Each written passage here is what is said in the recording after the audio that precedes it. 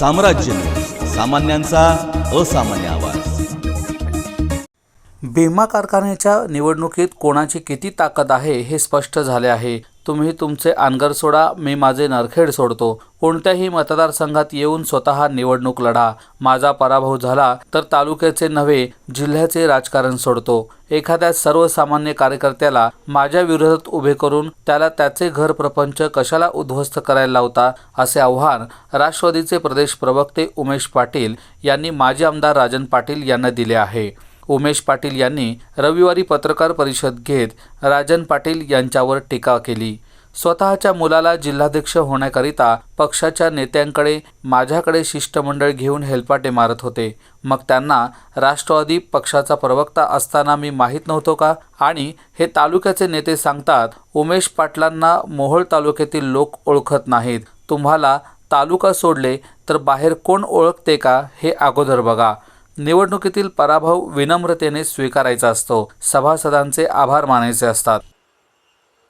त्यामुळे जिल्हा परिषदच्या पंचायत समिती नगरपालिकेच्या निवडणुकीमध्ये सुद्धा तुम्ही या लोकशाही मार्गाने लढाई करू, पक्ष पार्टी बाजूला ठेवू, सर्वसामान्य जनतेच्या दृष्टिकोनातून कुणी कुठल्या पक्षाचा हे सध्या सर्वसामान्य मतदार विचार करत नाही आहे। काय योग्य आहे आणि काय अयोग्य आहे, कोण व्हिजनरी आहे आणि कोण संकुचित आहे, कोण लोकशाही मानणार आहे, कोण दडपशाही मानणार आहे,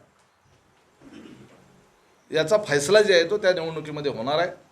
त्यामुळं मी त्याचं स्वागत करतो। माझं आव्हान हे आधीपासूनचंच होतं।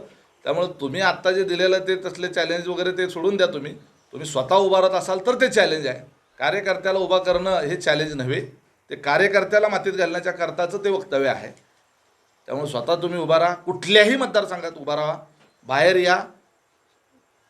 दमनशाही दडपशाही करून स्वतःच्या भागातल्या लोकांच्या ना असं मगरमिठीत धरून खरकचून बांधून ठेवलेलं आहे। त्याच्या जीवावर तालुक्यावर राज्य करण्याची जी भूमिका आहे तुमची ती आता चालणार नाही। त्याच्याकडं मूळ तालुक्यातल्या जनतेनं मतदान करून दिलेलं आहे आणि एकदा मतदान झाल्यानंतर त्या मतदारांच्या मताचा आदर करायचा असतो। त्यामुळे त्याच्यावर आपण जास्त भाष्य करू नये। ही मूळ तालुक्यातली जनता जी आहे ना हे सहन करते, म्हणून यांनी सगळ्यांना गृहीत धरलेलं आहे। आता करणार नाही। जिल्हा परिषदच्या निवडणुकीच्या गोष्टी करता आणि सामान्य कार्यकर्त्याकडून पाडण्याची गोष्टी करता। अरे या तुम्ही स्वतः या निवडणुकीमध्ये समोर, लोकांना काय पुढं करता? लोकांच्या खांद्यावर बंदुकी ठेवायचं बंद करा। आता भीमामध्ये सुद्धा विनाकारण लोकांची घरं जाळली। उभं करायचं होतं ना दोन्ही पोरांना, वाघ होते तर का नाही उभं केलं? कारण पडणारे माहीत होतं। मग पडणारे माहीत होतं तर लोकांची घरं जाळण्याच्या करता हा उद्योग कशाला केला? बिनविरोध मागितली होती ना, बिनविरोध झाली असती तर लोकांची घरं जाळली नसती। यावेळी ज्येष्ठ नेते पद्माकर देशमुख, लोकनेते शुगरचे माजी व्हाईस चेअरमन तानाजी माने, माजी शहर अध्यक्ष रमेश बारसकर, राहुल क्षीरसागर, शिवसेनेचे शहर प्रमुख विक्रम देशमुख, प्रसन्न पाटील, सुरेश चव्हाण, संजय विभूते, बाळासाहेब मोटे, शिक्षक संघटनेचे नेते शामराव जवंजाळ, आप्पासाहेब पाटील, सागर जाधव, अजिंक्य क्षीरसागर, सचिन चव्हाण आदी जण उपस्थित होते।